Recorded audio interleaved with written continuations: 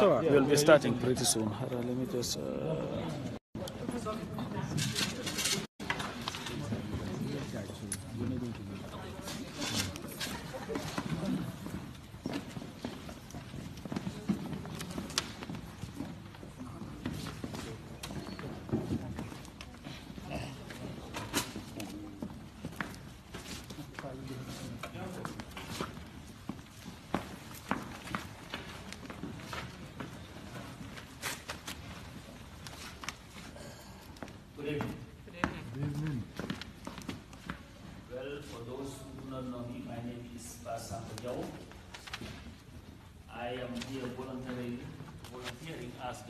MC.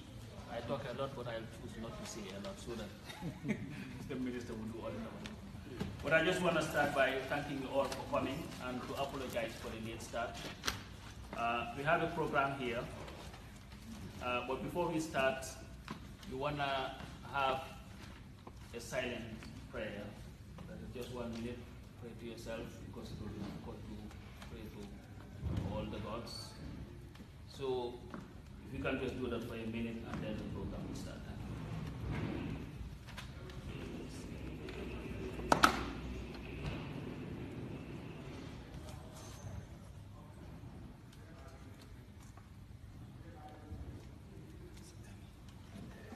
Thank you. Once again, the purpose of this meeting is that the Minister of Foreign Affairs, International Cooperation, and Gambians abroad, Honorable Ousainou Darboe, is in town and has decided that it is important to talk to the Gambians, especially Diaspora, so that we can exchange ideas. That way they can hear from us, take our concerns to the government to see how they can be remedied. Well, I must not tell people that this is a first. A year ago, last year, we would have been outside chanting, "No justice, no peace." But we're here today because of our new dispensation, exchanging ideas with our government. So that is a step in the right direction. What we want to do now is to ask everyone to stand up so that we can sing the Gambian national anthem. For those that have been here for so long and do not remember the words, yeah, okay. If you don't know the words, we have it. You will have done the one.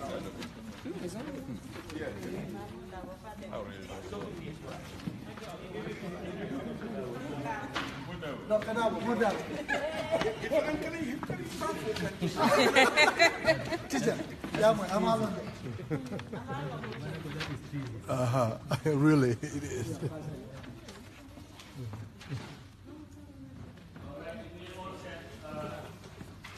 After 3, 1, 2, 3.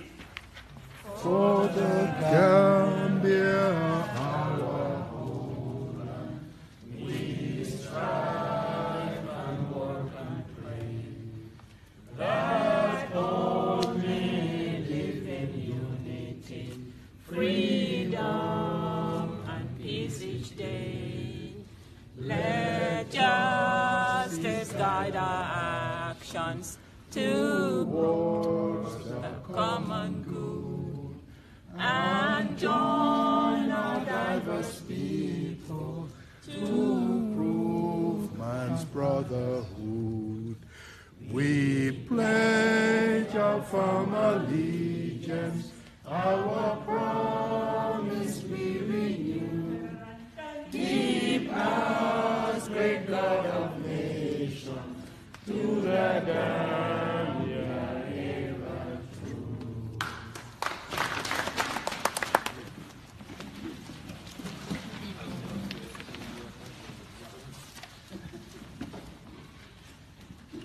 Well, that was nice. To start here, we have at the high table Mrs. Sophie Cisse,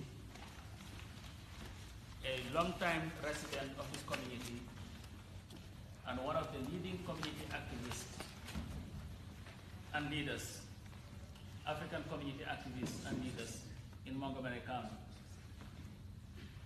We also have the Permanent Secretary of the Ministry of Foreign Affairs, International Corporations and Gambians Abroad, Maikoto Njogu Sayerba.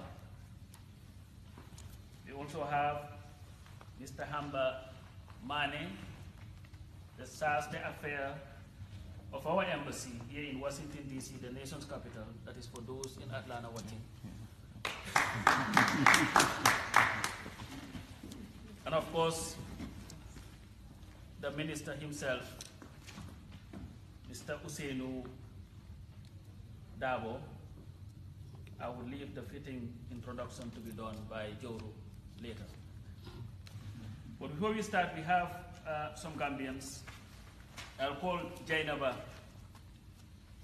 Fall to say a few words about a survey that has been done by GK Partners that is working with the Gambia government to put together data that will be useful in addressing not only the needs and aspirations of Gambians in the diaspora, but also helping the Gambia move forward. So, Jennifer. One of the Jenners.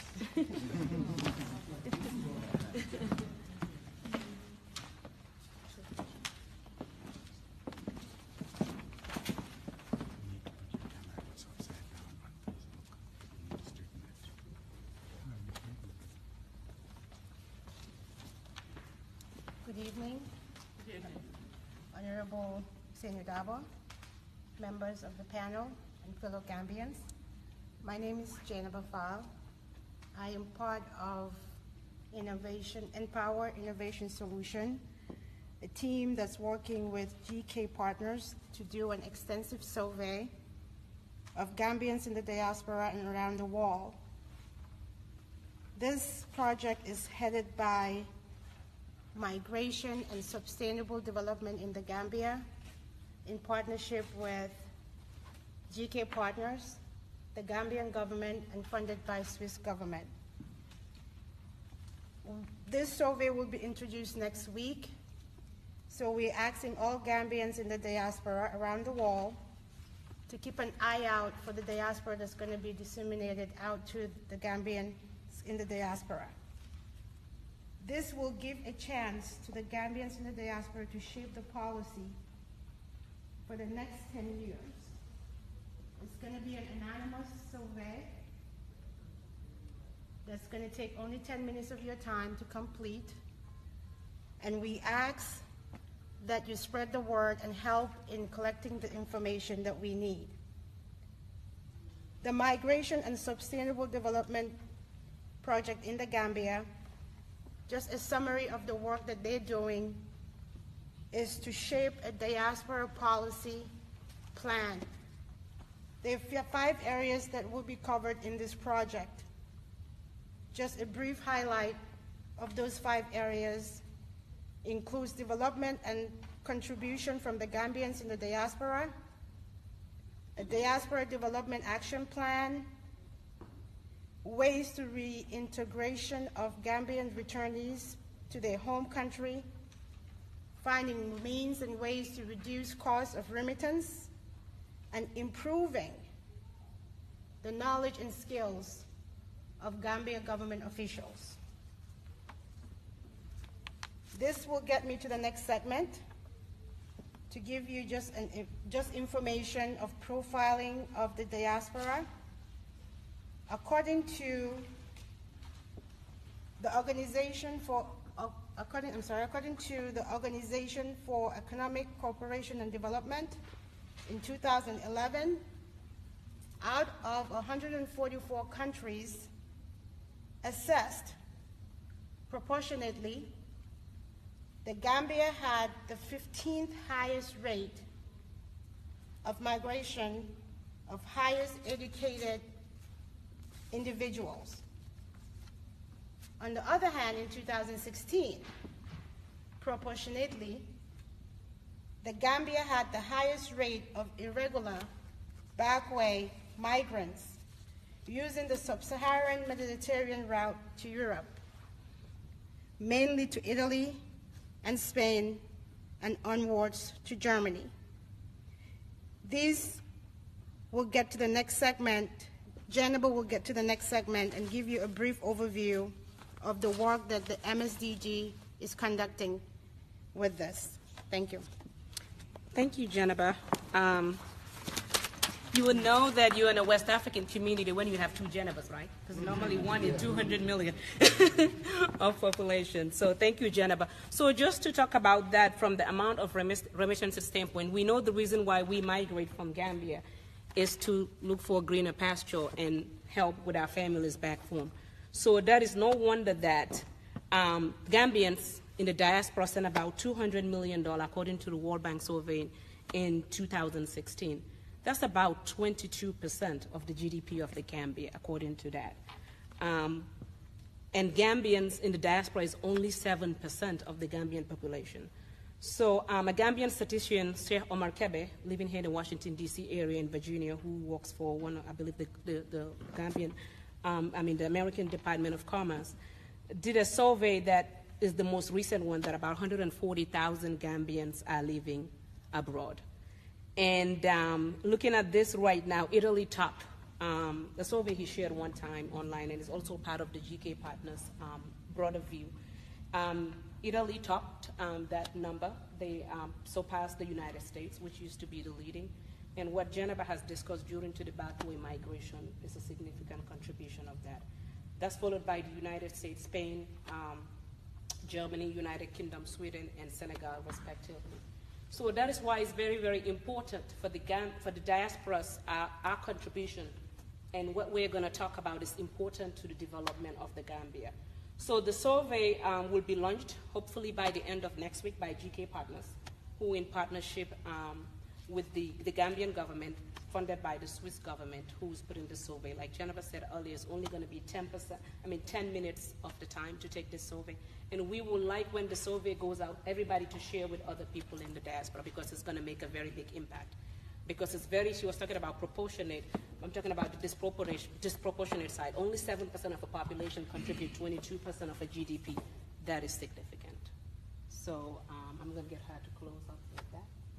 Okay, so please, we are asking for your participation and help in this process. Again, it is to shape the diaspora policy, and we need your help in the process. We're going to be taking phone numbers, email addresses to pass on this information, and we want your help and need your help to pass it on to people within our community and all over the world. If you want to learn more about the MSDG project, you can visit GambiaDiaspora.net to learn more about the work, the historic work that the GK Partners is doing. Thank you.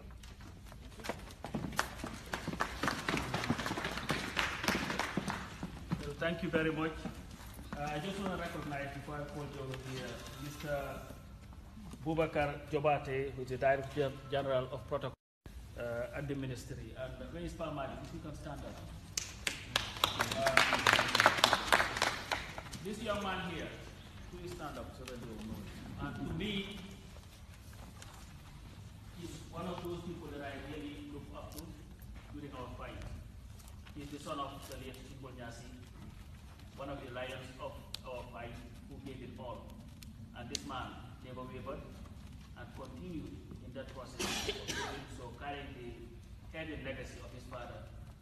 And we are proud that you've done that, and we will forever be grateful to your dad for everything that he did in fighting to ensure that we enjoy this day that we enjoy. Thank you.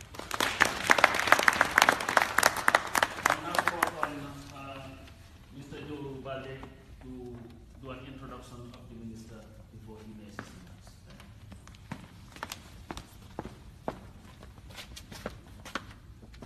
Thank you. Good evening. For some of you, I'm Jerome Bande, Gambian. I also happen to be the director, regional director for Montgomery County, and we would like to welcome His Honorable Minister, the entourage, and many of you who come outside of this county to our wonderful, very inclusive, prosperous Montgomery County. It is a privilege for us to welcome everyone here, including Honorable Mr. Darboe. This is very touching for me. For many of you who may not know, I came to high school here at the age of 16. I've been in this country for almost 44 years plus. And this connection that I have with Mr. Darboe was that he was my teacher at primary 6 at Kobakunda School.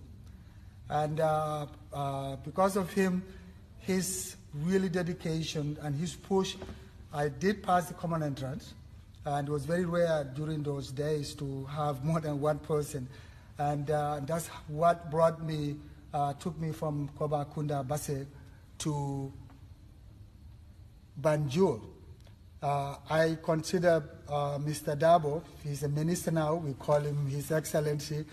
I call him teacher, and I'll continue to call him teacher. He's been my mentor in those days, and he was my brother. He was a very, very kind young man, very ambitious, because he just came from Atimfura Bay to teach at Kobakunda School. So I'm a beneficiary of his dedication and his commitment to young people. I really had prepared a very formal introduction. I really don't need to do that, because for many of us who have been following trends in the Gambia, we do know His Honorable Minister Darboe is a household name. We also need to agree that we have to give credit where credit is due. He fought, he suffered, he led, he taught, and he was fearless. He was criticized many times, but he continued standing. He fell. It wasn't when he fell, it was what he did right after that, because he stood up many times. He was still jailed and he was beaten, but he still stood. He had a conviction. We have change in the Gambia, but we also need to remember change is never constant. Change is one of those paradigms that continues to occur. That change begins the day the change took place in the Gambia.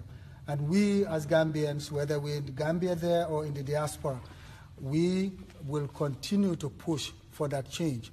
And I'm definitely sure he will here tell us a little bit about what we need to know about what's going on in the Gambia, but what also we want him to hear to take back to our leaders, to our brothers and our sisters, our cousins and aunties in the Gambia. It's a pleasure to have His Honorable Minister Ousainou Darboe here in Maryland to come talk to us. As I indicated earlier, I really don't need to have that formal introduction, because we all, if you don't know who Ousainou Darboe is right now, I really wonder if you really are on Facebook, whether you watch BBC or whether you actually watch any form of news. I really don't need to do that formal introduction. To that, at this point, I would like us to please give His Honorable, His Excellency Ousainou Darboe, the Minister of Foreign Affairs, International Cooperation, and Gambians abroad, a broad welcome to Montgomery County.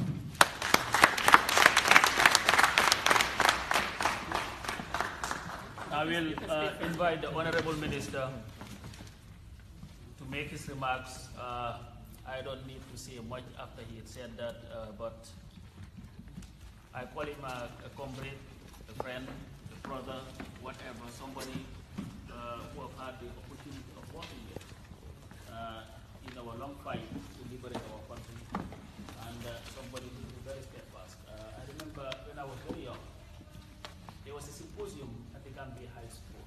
I don't know whether Mr. Darboe will remember this. And, but I was not that young. Anyway, it was about human rights. Remember Patia Yasser was there, Dulu Juve was there representing the police.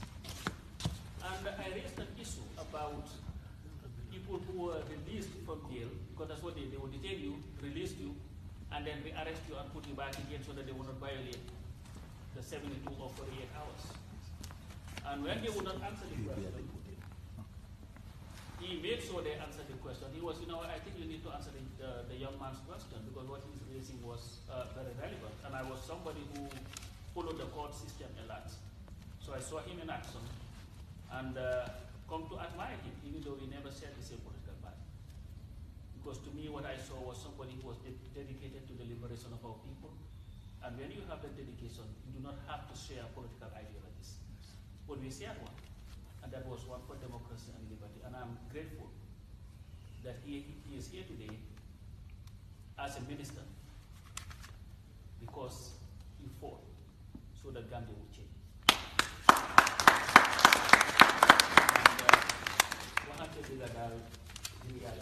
And our part always. Thank you, Mr. Darboe, and we'll listen to you now. Sir. Oh, you want to stand? Okay.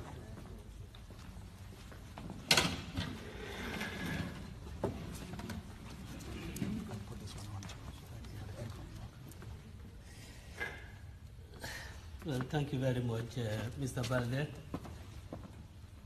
for those kind words and for really reminding us about Kobakunda when I was then, in fact, an unqualified teacher. I just finished high school and then just waiting for results to get to the sixth form.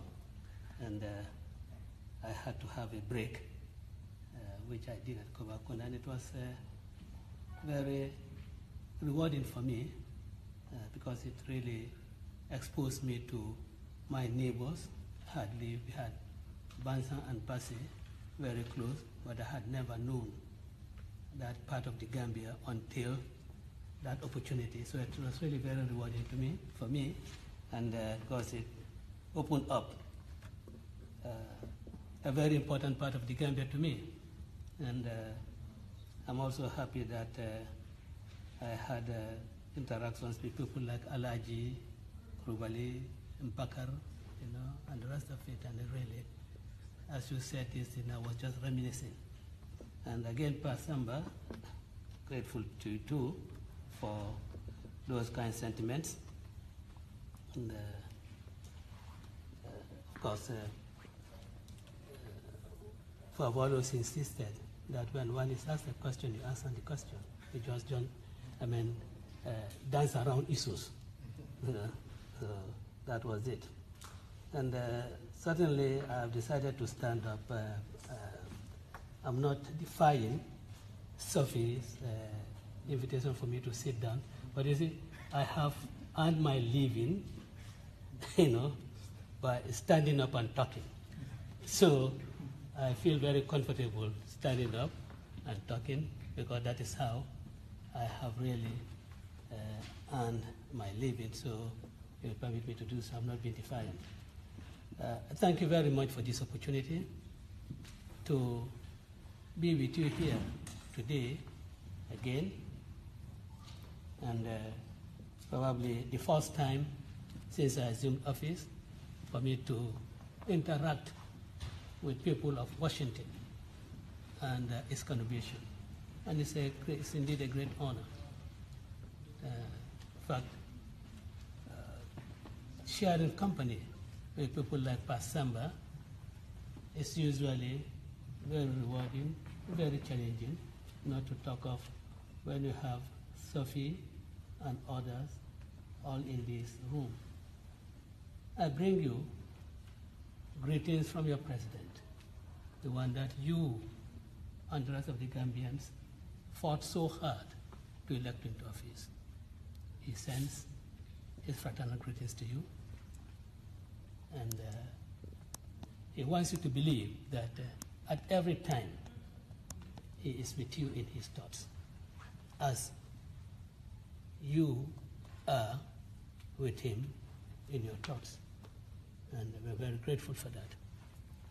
Indeed, my presence here today has been made possible for the enormous contribution, for the great sacrifices that the Gambians in the diaspora have committed themselves to.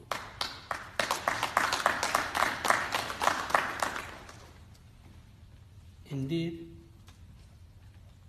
since April 2015, when I believe that Gambians seriously embarked on the mission of liberating themselves.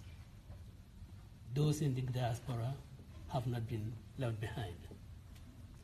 They have provided the fuel for the engine that made this struggle run, that drove this struggle. From its first Njagachoy in April 2015 to April 2016, you, the Gambians in the diaspora, have really contributed your part. Were it not for your contribution, we would have succeeded, but with immense difficulty. So your participation is things, and that is why we are here today. And we are here, of course, being the beneficiaries of a very bad system, of a very weak economy.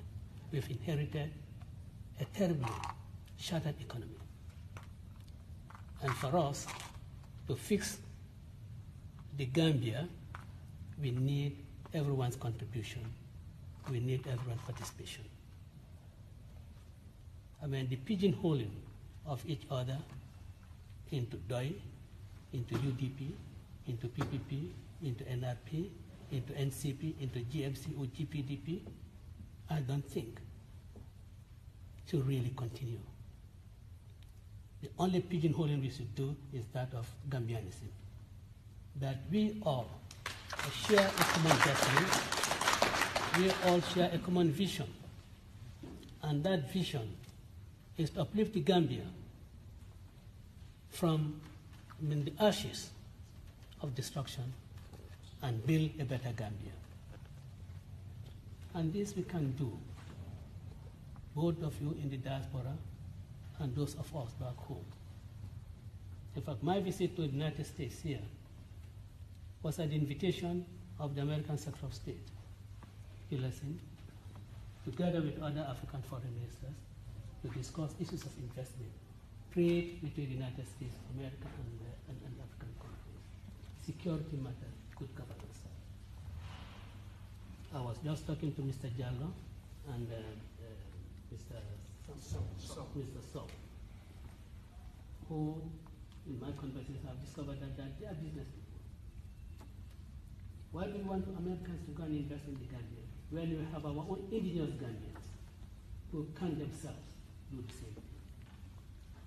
We believe that your own contribution towards the reconstruction of the Gambia, towards the Gambia's economic revival, your contribution is quite immense. And we want to see that Gambians now think of going back home and taking meaningful positions in the economic activities of the country. We don't have to leave it to the people coming from Lebanon. We don't have to leave it from people coming from Sri Lanka or from South Africa. You have the potentials. You have the means. If you can succeed in the United States of America, I can't imagine why you cannot succeed in the Gambia if you are going to do it. I want to ask you to come back to the Gambia. Our institutions, most of them are quite inefficient, not because of the lack of personnel to really handle these institutions or operate them. Our institutions are weak because of their poor orientation. And we all have to focus. We all have to orientate. I know it's difficult. For 22 years, Gambians have not known anything other than the Jamaican way of doing things. We have to wean ourselves from the Jamaican way of doing things and coming to our senses to ensure that our institutions really function. You don't talk of a judiciary where under a weak leadership. And when I mean weak leadership, not weak political leadership, but weak judicial leadership. You cannot talk of a functioning judiciary where all others really do not have anything at stake, whose judgments do not have any social content, whose judgments do not have any cultural content.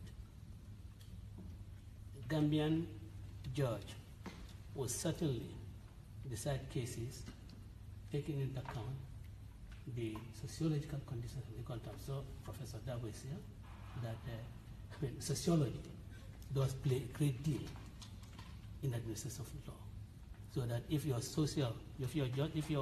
justice system is devoid of that sociological thing, sociological input, then really you're not doing anything. But under our current system, with a strong leadership of the judicial, which we are trying really to bring up, we believe that the issue of the rule of law, one of the bulwarks of a successful democracy, is a strong judiciary. We believe that that is being established. The Supreme Court is now virtually all Gambian, with the exception of 2 judges, one is Australian, another a Nigerian, and of course a Nigerian of great reputation, because this was a Nigerian who had served as president of the Gambia Court of Appeal when we, Yasin Seka, Usman Silla, and all those, I mean, the big advocates of the Gambia, we are really there and advocating the way lawyers should advocate. He was then president of the Court of Appeal, so we have no doubt about him. And of course, the one from Sweden also, a remarkable young gentleman, very erudite and very honest, with five other Gambians. And we're hoping that in the next 2 years, we'll have a full bench of 7, all composed of Gambians. We have a Court of Appeal that is completely Gambian. 6 judges, they're all Gambians. The High Court is also reasonably filled by Gambians. So as far as the institutional aspect of the administrative justice in the Gambia is concerned, we appear to be on the right track. But appearing to be on the right track is really not enough. I think it should really be real, not apparent. And the way that I believe to be real, not talking here as a politician, as a minister, on this occasion as a minister, but as a politician, is that they must be adequately remunerated. Otherwise, the attrition rate that we have witnessed in other institutions are likely to affect the judiciary. Institutional reforms that we are embarking on is really to refocus the Gambia's handling of human rights issues, and this is being done by the creation of the Human Rights Commission. Very soon, the National Assembly of the Gambia will pass a bill on establishing the Human Rights Commission.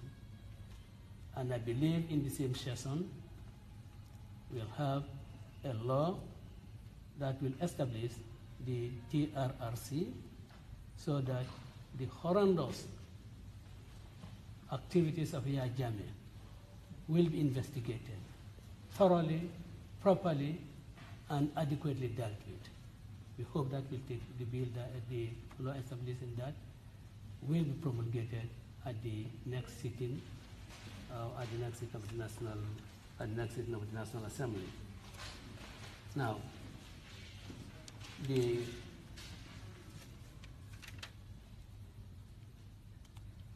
anti-corruption commission that is on is also meant to unearth the horrendous activities of the Jammeh administration, and also to ensure that what has taken place in these 22 years never takes place in the Gambia again. And it should not just remain at the question of naming and shaming the people, but the mechanisms by way of institutionalizing laws, by way of creating mechanism for redress will be put in place through the anti-corruption legislation, which is already in place, and which we hope will also be headed by a senior member of the judiciary. Now,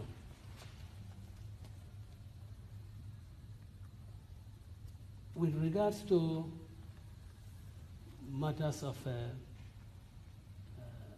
freedom, what I believe is very relevant to most Gambians is really the freedom of expression as well as the freedom of association.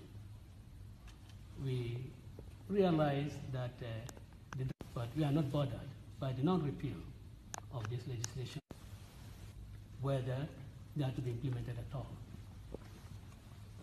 We know that with the type of draconian press laws, a lot of things that are happening today in the Gambia through online radios. In fact, I hear Fatu Radio back home, I think on one of the FM radios, the Pandirba also on one of the FM radios. And of course, all the radio stations are free to disseminate divergent views. Sometimes some radio stations are branded as Party A's radio station, another radio station branded as Party B's radio station. But all that is because of the latitude that is provided by the government, the tolerance that the government has really cultivated in the past 8 months. It is because of that. Because we do not believe that the mere repealing of laws is sufficient. You have to have the culture of ensuring whether or not the law exists, people have their rights and they exercise them. That is the culture that we believe in, and that is the culture we are cultivating, and we believe that this culture will take deep root in the Gambia, whether there's legislation or there's no legislation. That is what we believe in, and that is what we're going to pursue.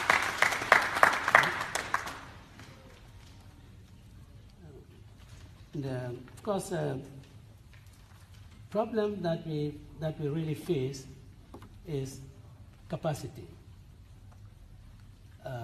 There is no doubt that there is dire lack of capacity in the country, and again, here the diaspora, Gambians diaspora, their participation in redressing the deficiencies in the capacities in various institutions is quite paramount. I don't know which of the gentlemen has said that the brain migration, the migration, migration. Okay, maybe we call it brain drain. You know, others will call it brain migration. But then, how many Gambians do we have in the diaspora who are experts in their various fields, in the fields of accountancy, in the fields of economics, in statistics, name it. How many do we have? Should such a reservoir of talents be available, and yet the Gambia starves in talents? This is a challenge to the people of the diaspora, Gambian diaspora, that they should think and rethink of really going pro patria and do it for their own home. We cannot continue to rely on technical assistance from the United States, or from Nigeria, or from Ghana, or from Britain, when we have our own indigenous people who are well-talented, knowledgeable, and can do it even better than those who come on technical assistance to the Gambia. I would ask you, Gambians in diaspora, I appeal to you as your minister, that please come back home so that our country, that we all call our dear country, we can really shape its destiny in ways that we think it should be shaped. We should not leave it to the technical people and technical assistants to help us shape the destiny of our country in ways that they think it should be shaped, when we in fact do not think that it should be shaped that way. The challenge is yours, and I throw it at you. There are a lot of people, there are some of you who can really go and teach in our law schools. There are some of you who can really go and set up the Department of Sociology in our universities. There are professors all over here. And we cannot really allow a young university, as the University of the Gambia, to just churn out half-prepared people, all being awarded with graduate certificates, when in fact the substance is not there. They have the paper qualification, but then they lack the substance. We should not allow that. And it is our responsibility, both those of us back home and those in the diaspora, to really come in and address this deficit in our capacity, in our capacity. And it is a great deficit. If we have to take the Gambia where we all want it to be, we must all come and address these issues and address them very squarely. And I'm grateful that GK Partners, my good friend Mr. and brother Mr. Jibril Fall, is working with my ministry in this direction to make sure that the potentials, the talents in the diaspora are well tapped and applied towards really making sure that we have the country that we have Gambia to be the country that we want it to be. We have to harness all these potentials, and we cannot only do it by lip service. We cannot say it by writing good articles on our Facebook pages. You know? We cannot do it by really doing it on the Fatu radio or Gainako or whatever. We have to take the decision and do it. And in fact, you don't even have to do it in situ. In this world, modern world, people in thousands of miles away do things that impact very positively on their country, can come, either send suggestions to the think tank as to what should be done in order to turn the economy of the country, very rapidly. What can be done to address the health delivery system in the Gambia? What could be done to improve our agricultural industry? We have the experts, and we hope that the experts' expertise will be made available to the Gambia. Now, there's no gainsay that we all know that Gambia has difficulty, immense difficulty. But the major one today is the energy. That is the Gambia's greatest problem, greatest difficulty. We hear of some Gambians who have great ideas about how to address this situation.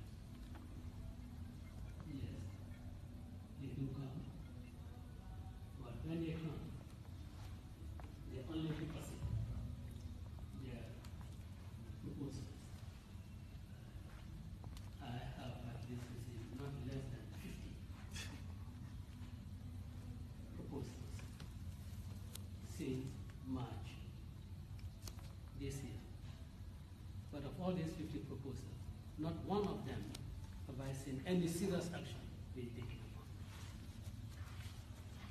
And the great majority of them end up asking now, Honorable Minister, can I have a photograph with you? Go to the President, Your Excellency, can I have a picture with you? And then for me, and maybe others, think that, why would you want to have a picture with me? Why not the managing director of America? Why would you want to have a picture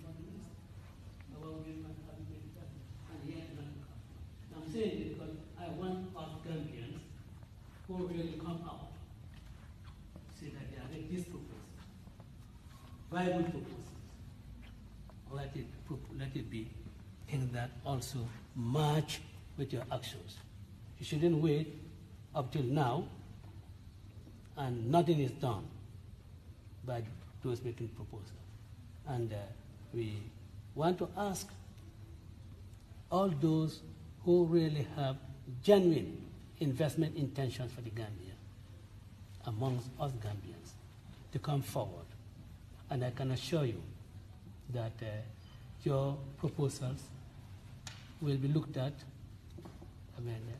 very, not sympathetically, let me look at very seriously by the government, and all incentives that you might want to have, you'll really enjoy them, provided that, well, your proposals are viable, your proposals are bankable. If not, certainly, I don't think any government will look at them very seriously. With our difficulties in this area, we have tried to make approaches to friendly countries. China is one of them. We're looking towards China for help to solve our energy problems. Senegal has extended a helping hand to us. The border villages around Basse, Sabi, and all those areas, they get their electricity supply from Senegal. But the center, which is Banjul and Serakunda, very distant from the grids in Senegal, they really cannot get supplies from it. So we have to really provide short-term solutions. And these short-term solutions are being pursued with, I think, with a Turkish company. And the door is not shut to other companies that may come with a proposal, short-term proposal that can address this energy problem. And we ask you to look into this area. We ask you to talk to your friends in the United States here who can step into the energy sector, who can really provide our required demands. We ask you to do that. And, we also realize that for the last 22 years, Gambia's agricultural activities, Gambia government's agricultural activities have been subordinated to Canning Life Farm's agricultural activities. When the president made a call to go back to the land, I thought that was a very sensible policy statement. No one can deny the fact that Gambia's economy is agro-based, and any president who comes about to encourage the Gambians to go back to the land, just as our fathers did, he is certainly leading us in the right direction. But Gambia's call for back to the land was really a call back to his own land in Canning Life. And this has resulted in the demise of such places as Sapo. It has really resulted in the extinction of the various mixed farming centers. It has led to the demise of the cooperative union and the cooperative society concepts in the Gambia. It has in fact led to the decline in production in all agricultural produce, rice, groundnut, millet, name it. The ordinary farmers were involved in farming, competing as to who can give Yaya Jammeh a larger tonnage of groundnut, a larger tonnage of maize or rice. To the extent that what should be in our village food banks, what should be in our village seed stores, all went to Canning Life. Now we want to revive that. Sapo, a ghost town, we hope in the next 2 years will be revived and restored to its 1975 status, when it was a very, bustling and really agricultural village. The Jahal Pacha hope that in the next year or so would also be revived, so that the issue of self-sufficiency in rice or in food production will become a reality. It will not be a vision 20, was it vision 2016? Vision 2016. Yeah, vision 2016, 31st December 2015, then extended to September 2016. Yes, so that you do not have such a type of vision. And again, this country, the potentials of getting investors in commercial farming in the Gambia, the potentials are huge. And again, throwing the challenge to those of you in the diaspora here, in the United States and other parts of the diaspora, to engage people who will be willing to invest in commercial farming in the Gambia, in rice production, in cotton production, in maize. I put the challenge to you. Because we, as a government, don't think that there should be only a matter to be undertaken by the government, because it's your government and you have to assist, stand by your government. In sourcing for investors to come to the Gambia. And the agricultural sector, I can assure you, is really an area in which you can have investment with very, very high returns. Not only high returns not only high returns for the business, but also high returns for the Gambia as a nation, because it's going to help in really reducing the number of unemployed youths. After all, and I'm not being secretarial or parochial in this matter. Those of us who come from the rural areas. Hamba went to the grounded field in Amso, with his school, and did and did so some good job there.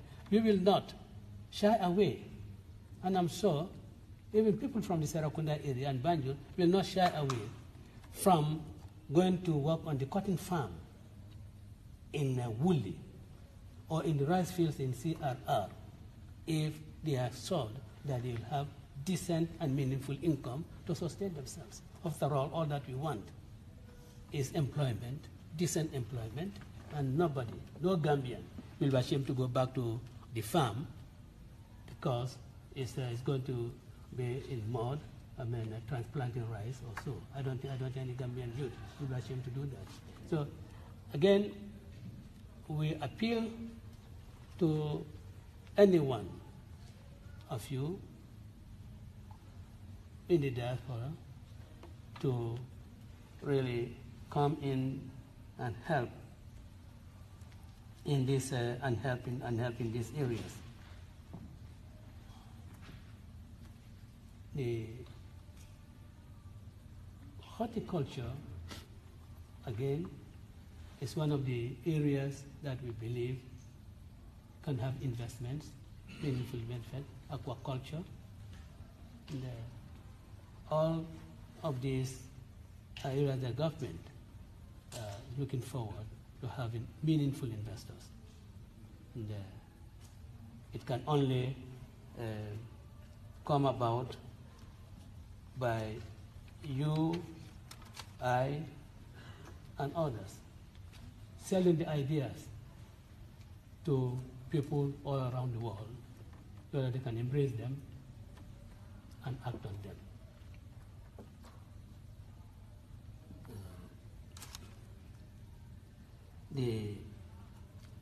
Because I just want to say one thing before I conclude. I've heard about the struggle. The struggle that we talk about was struggle for political emancipation. We have heard that. But I think we still have a greater